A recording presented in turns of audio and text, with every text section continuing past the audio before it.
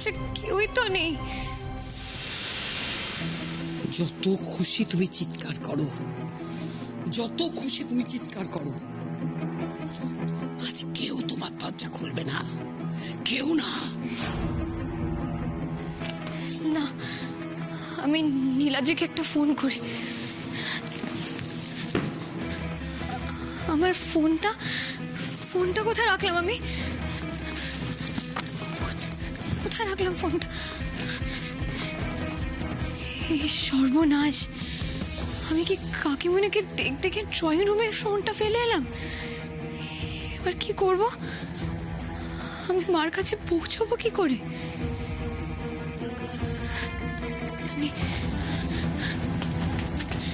গৌরী মাসি, ললিতা মাসি, কেউ আছো তোমরা বাইরে? দরজাটা খোলো না, কেউ আছো? ওমা,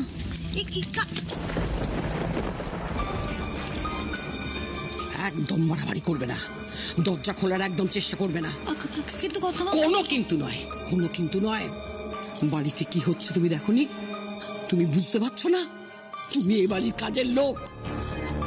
আমি যা বলছি সেই কথা তুমি শুনবে। আমার ছোট খোকা আমার কোল খালি করে চলে গেছে। এক পাও যদি তুমি এদিক ওদিক করেছো, তোমার যে কি দুর্দশা হবে তুমি বুঝতে পারছো না। বেরো, বেরো এখান থেকে।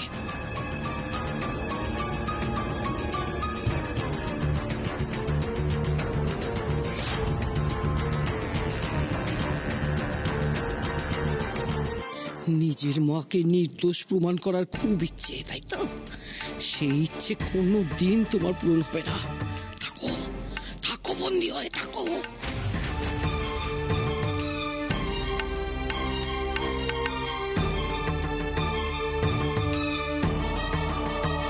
তাহলে কি আজ আমি মায়ের কাছে পৌঁছাতে পারবো না?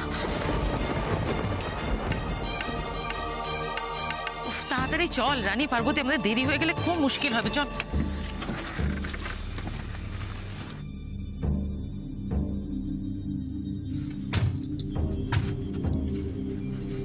চলুন দাদা।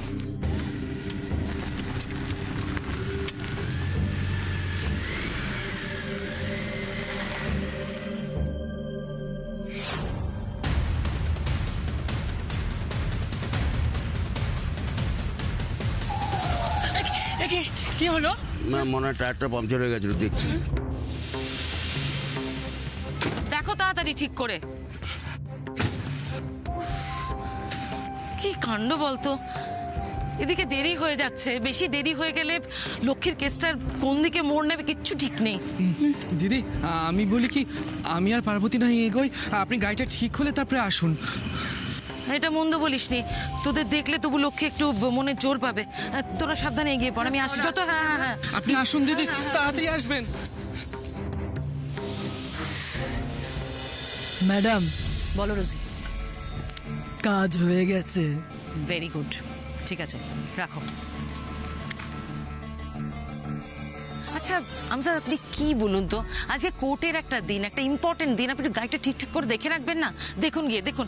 ম্যাম দেখছি, একটু দেখছি। হ্যাঁ রোমা বলো। হ্যাঁ ম্যাডাম, কেমন আছেন আর কোথায় আছেন? আপনি এখনো কোর্টে এলেন না, এনি প্রবলেম? আরে আর বলো না, কি বিপদ বলো তো। আর টায়ার পাংচার হয়ে গেছে, আমি তো বস্তির রাস্তার সামনেই দাঁড়িয়ে আছি এখনো। আপনি একদম চিন্তা করবেন না, আমি এক্ষুনি আপনাকে গাড়ি পাঠানোর ব্যবস্থা করছি। ওকে, থ্যাংক ইউ। এই সুজয়, এদিকে এসো। শোনো, মীনাক্ষী ম্যাডামকে 3 নম্বর বস্তি থেকে তুমি তুলবে, এবং মোস্ট ইম্পর্টেন্ট কথা মাথায় রাখবে, উনি যেন টাইম মতো কোর্টে কিছুতেই না পৌঁছতে পারে, রাইট? দরকার পড়লে ওনাকে নিয়ে তুমি গোটা কলকাতা শহর ঘুরতে পারো। যাও। সব রেডি? হ্যাঁ সব রেডি। কেন বলো তো?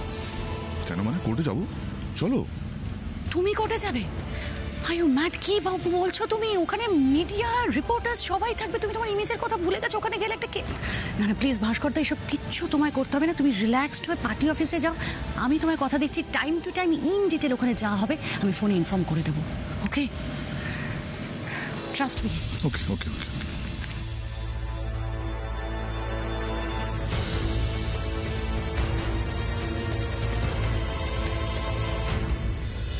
ঠাম্মি আর কাকিমণি এসব ইচ্ছে করে করেছে? যাতে আমি ঠিক সময় কোর্টে পৌঁছাতে না পারি। কি করবো এবার আমি? আমি কি করে মার কাছে পৌঁছাবো? ফিরকি, ফিরকি, ললিতা মাসি, ও ললিতা মাসি তুমি এসেছো? দেখো না ললিতা মাসি, বাইরে থেকে কেউ দরজাটা বন্ধ করে দিয়েছে। প্লিজ প্লিজ খুলে দাও না, আমাকে কোর্টে পৌঁছাতে অনেকটা দেরি হয়ে গেছে। আমি তো দরজাটা খুলতে পারবো না। কেন ললিতা মাসি? কর্তামা দরজায় তালা দিয়ে দিয়েছে, চাবি তো ওনার কাছে। ললিতা মাসি, আমাকে আজ কোর্টে যেতেই হবে যেভাবেই হোক। আমি যদি কোর্টে ঠিক সময় পৌঁছাতে না পারি, আমার মাকে আমি নির্দোষ প্রমাণ করতে পারবো না। তুমি কোনো একটা উপায় বলো না প্লিজ ললিতা মাসি, আমাকে বেরোতেই হবে। বলছি, আমি না একটা উপায় ভাবলাম জানো। উপায়? কি উপায় ভেবেছো ললিতা মাসি? বলো না, বলো না ললিতা মাসি। আমি তোমাকে একটা দড়ি দিচ্ছি, হ্যাঁ? ওই তোমার ঘরের ওই বারান্দা দিয়ে যে ছাদে যাওয়া যায়, তুমি ওখান থেকে ছাদে চলে যাও, আর ওই দড়িটা নিয়ে যাও। দড়িটা ওই ছাদ থেকে বাগানের দিক দিয়ে তুমি নামিয়ে দাও, দিয়ে দেখো ওখান থেকে চেষ্টা করো তুমি যদি একটু নামতে পারো। পারবে করতে? তোমাকে অনেক ধন্যবাদ ললিতা মাসি। তুমি একটা কাজ করো, তুমি ঠাম্মির দিকটা নজর রাখো, আমি এই দিকটা ম্যানেজ করে নিচ্ছি। হ্যাঁ,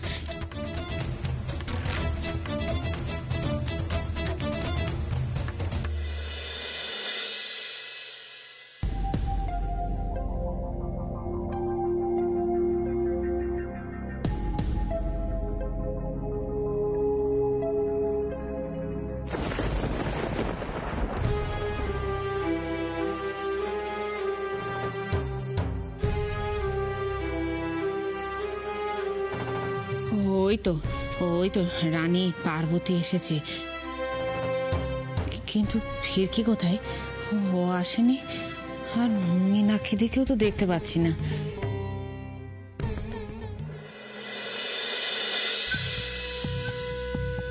কি ব্যাপার লক্ষ্মী, কাকে খুঁজছো?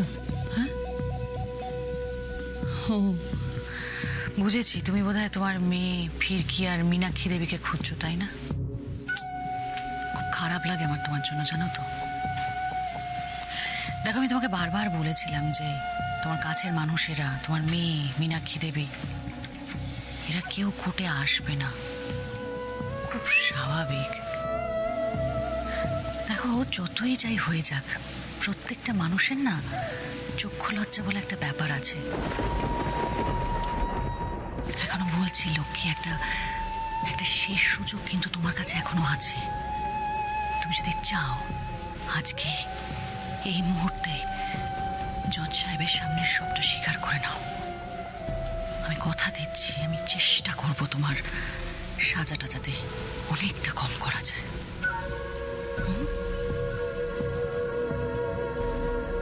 রুমা ম্যাডাম আবার লক্ষ্মীর কাছে গিয়ে কি গুজগুজ ফুসফুস করছে রে? সনাতন বাবু। হ্যাঁ বলুন। চল তো এবার কাছে গিয়ে দেখতে হবে।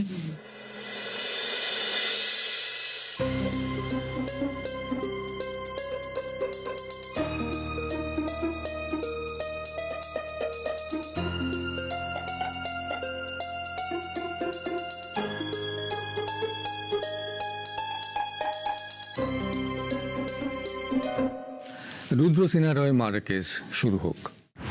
থ্যাংক ইউ, ধন্যবাদ। রুদ্র সিনহা রয় এই সমাজের একজন গণ্যমান্য ব্যক্তি। ওনার আরও একটি পরিচয়, উনি এই রাজ্যের স্বনামধন্য মন্ত্রী শ্রী ভাস্কর সিনহা রয়ের সহোদর ছিলেন। গত দশমীর দিন রাতে রুদ্রবাবু লক্ষ্মী দেবী এবং তার সহচরদের বেআইনি কাজকর্মের হদিশ পান।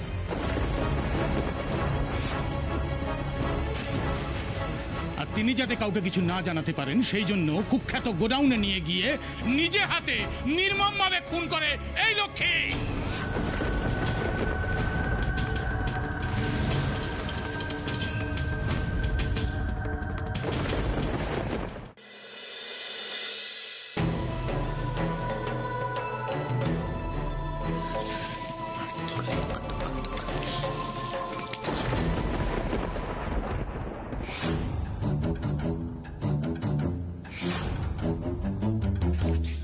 আবার এখানে এসছো? হ্যাঁ, আবার এখানে এসছো? বারণ করলাম না? কি করতে এসছিলে? কি করতে এসছিলে? মন্ত্রণা দিতে এসছিলে? হ্যাঁ, কানে মন্ত্রণা দিচ্ছিলে কি করে বের করে দেওয়া যায়? না না, আরে আপনি তো এখানে ছিলেন না কর্তামা, আমি না সেই জন্য একটু দেখছিলাম ওই পিঙ্কি যাতে অন্য কোনো দিক দিয়ে পালিয়ে না যায়, আমি তো একদম মিথ্যা কথা বলবে না, একদম মিথ্যা কথা বলবে না। ফিরকি তোমার পেয়ারের লোক, তুমি আমার হয়ে ওর কাজ করছো? পিঙ্কি পেয়ারের লোক তো কি হচ্ছে? আপনি আমার মনই বলে কথা কর্তামা, আপনার কথা যদি আমি না শুনি তাহলে হয় বলুন, আমি তো আপনার কথা ভেবেই আমি একটুখানি একদম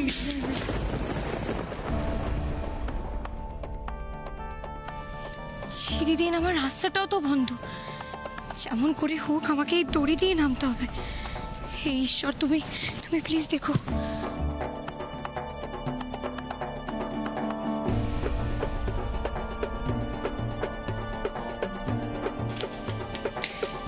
কি হলো?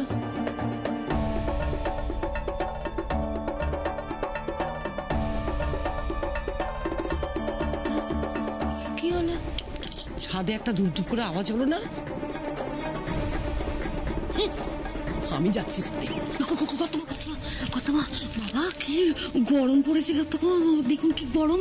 হ্যাঁ, এই ঠাটা পোড়া রোদে আপনি যা দেখে কি করবেন কর্তামা, আপনি বলুন এখানে থাকুন, আমি বরং গিয়ে দেখে আসি। তাই নাকি? বড় কষ্ট হবে আমার ছাদে না? কি রোদ্দুর! হ্যাঁ, পা পুড়ে যাবে, মাথা চলে যাবে, আমার ছেলে চলে যাওয়ার থেকেও আমার বেশি কষ্ট হবে। অতি ভক্তি কিসের লক্ষণ জানো?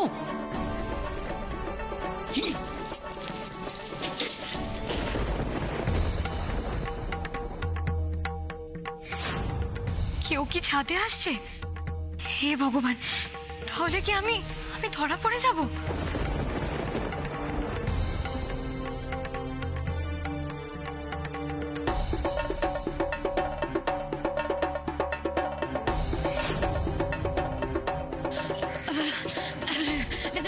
দেখেছেন তো কর্তামা, আমি বললাম না ছাদে কেউ নেই, আপনি শুধু শুধু এই ঠাটা পোড়া রোদ্দুরে এখানে এসে কষ্ট করছেন। চলো নিচে চলো। আমি স্পষ্ট শুনেছি, আমি স্পষ্ট শুনেছি ছাদের উপরে কে ধুপ ধুপ ধুপ ধুপ করে যাতায়াত করছে। হনুমান! তুমি একটু থামবে কিনা বলো আমাকে। হ্যাঁ, কেমন কষ্ট পাইছেন? চো।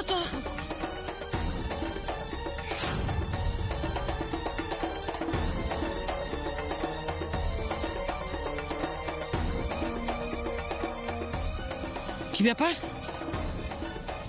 এই দড়িটা এখানে কে বাঁধলো?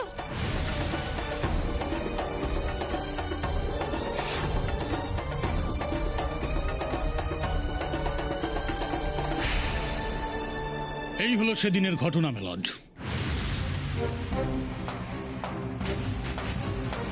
এই ঘটনার প্রত্যক্ষদর্শী কোনো সিভিলিয়ান নন, অফিসার সুভাষ মুখার্জি। কি অফিসার, তাই তো?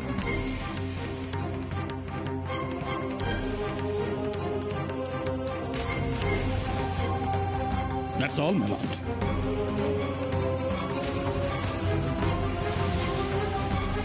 এই জানিস, লক্ষ্মীর বিরুদ্ধে মনে হচ্ছে কোনো একটা ষড়যন্ত্রটা করছে। এখন যদি লক্ষ্মীর পক্ষে সওয়াল করার যদি কেউ না থাকে, লক্ষ্মী তো সব ওর নিজের কাঁধে দোষ নিয়ে নেবে। কি হবে? ও তো বলেছিল কোর্টে এসে সব নিজের মুখে নিজের দোষ সব স্বীকার করে নেবে। এছাড়া লক্ষ্মী দেবীর ঘর থেকে যা যা বেআইনি জিনিস উদ্ধার হয়েছে তার report, forensic report, postmortem report সবই দেওয়া হয়েছে মেলড। That's all.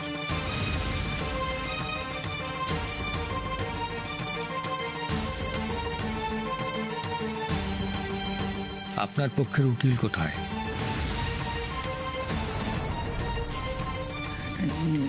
নেই। এই কেসটার ইনভেস্টিগেটিং অফিসার কে? আমি মিলর্ড। এই কেসটা আপনি হ্যান্ডেল করছেন? হ্যাঁ মিলর্ড। ওনাকে সরকারি তরফে কোনো উকিল দেওয়া হয়নি কেন? আসলে মিলর্ড, অভিযুক্ত নিজেই নিজের দোষ স্বীকার করবেন বলেছিলেন, তাই আর কি। থামুন।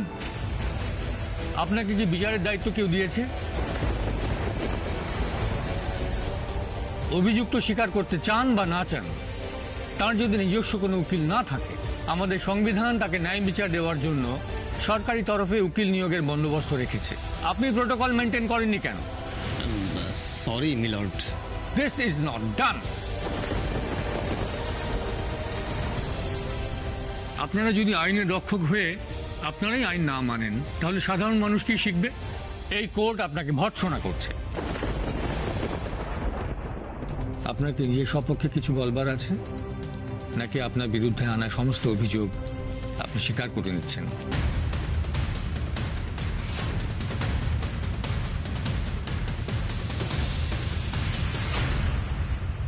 বাড়িতে কি চোর ডাকাতের উপদ্রব হলো নাকি? আমাকে দেখতে হচ্ছে তো।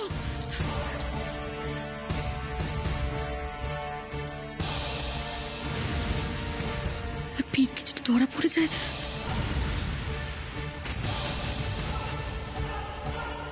কর্তামা ওই নিচে না ধূপ করে কি যেন একটা পড়ে যাওয়ার আওয়াজ হলো। আওয়াজ হলো? হ্যাঁ, বলছি আপনি এখানে এই কি দড়ি ধরে টানাটানি করছেন? ওদিকে ফিরকি জানলা খুলে বেরিয়ে না যায় কর্তামা। যেতে পারে না? হ্যাঁ চলুন তাড়াতাড়ি, চলুন তাড়াতাড়ি, দেখি তাড়াতাড়ি চলুন তো।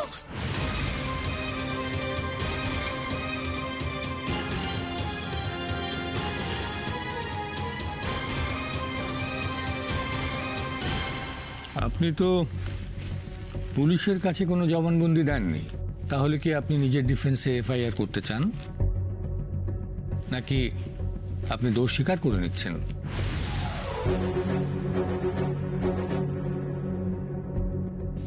মেলড, ওনার চুপ করে থাকাই তো সব বলে দিচ্ছে। তবু আমি ওনাকে কয়েকটা প্রশ্ন করতে চাই। করুন। থ্যাংক ইউ মেলড। আমি যা যা বলবো সব সত্যি বলবেন, কেমন? আচ্ছা, আপনি সেদিন গোডাউনে গিয়েছিলেন?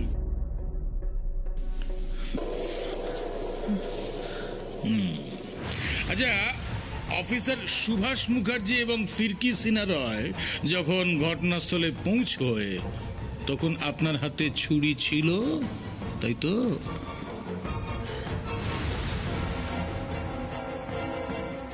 আমি বলছি জজ সাহেব, লক্ষ্মী নির্দোষ, ও কোনো দোষ করেনি, ওকে মিথ্যে কেসে ফাঁসানো হচ্ছে। এভাবে নয়, আপনার যা বলার আপনি কাঠগড়ায় এসে বলুন। অনেক ধন্যবাদ ধর্মাবতার। লক্ষ্মী আমাদের বন্ধু, 35 বছর ধরে আমরা একসাথে থাকি। ও খুব ভালো মানুষ, লক্ষ্মীর মতো মানুষ। নিজে হাতে কোনোদিন একটা পোকামাকড়ও মারে না, আর ও একটা মানুষকে মারবে, এটা কি করে মেনে নিই বলুন তো? আমি বলছি ধর্মাবতার, এটা সম্পূর্ণ সাজানো ষড়যন্ত্র। লক্ষ্মীকে ফাঁসানো হচ্ছে ধর্মাবতার। ফাঁসানো হচ্ছে মানে? কারা ফাঁসাচ্ছে? কারো প্রতি কি আপনার সন্দেহ হয়?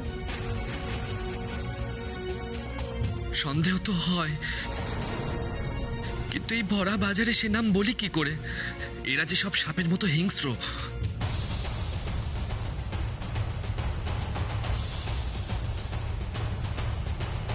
কি হলো বলুন। ধর্মাবতার উনি কোনো কিছুই বলতে পারবেন না, কারণ ওনার সব কথাই ভিত্তিহীন। আর ভিত্তিহীন কথা বলে মহামান্য আদালতের সময় নষ্ট করার কোনো মানেই হয় না, কারণ প্রমাণ ছাড়া আদালতে কোনো কিছুই গ্রহণযোগ্য নয়। তাছাড়া অভিযুক্ত নিজেই তো নিজে মুখে বলেছেন যে ওনার হাতে ছুরি ছিল। আবারও বলছি লক্ষ্মী, নিজেকে আর নিজের মেয়েকে যদি বাঁচাতে চাও, সব দোষ স্বীকার করে নাও, না হলে তোমার মেয়ে কিন্তু সমাজের মুখ দেখানোর অবস্থায় থাকবে না।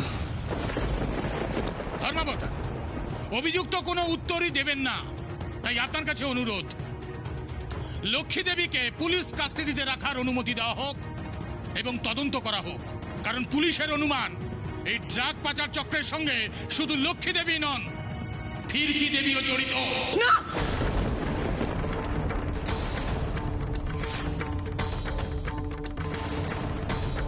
তাহলে কারা কারা ছিল আপনার সাথে? কেনই বা মারলেন রুদ্রবাবুকে? বলুন, মহামান্য আদালতে দাঁড়িয়ে সেই সত্যি কথাটা বলুন। আমাকে ক্ষমা করিস ফিরকি, তোকে বাঁচাতে হলে যে অপরাধ স্বীকার করে নেওয়া ছাড়া আর আমার কাছে কোনো পথ নেই।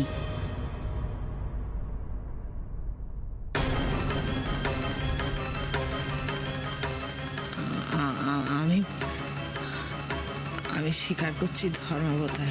কি স্বীকার করছেন সেটা পরিষ্কার করে বলুন। ধর্মাবতার, আমি স্বীকার করছি যে আমি সেদিন রুদ্র সিনহা রায়কে দাঁড়াও!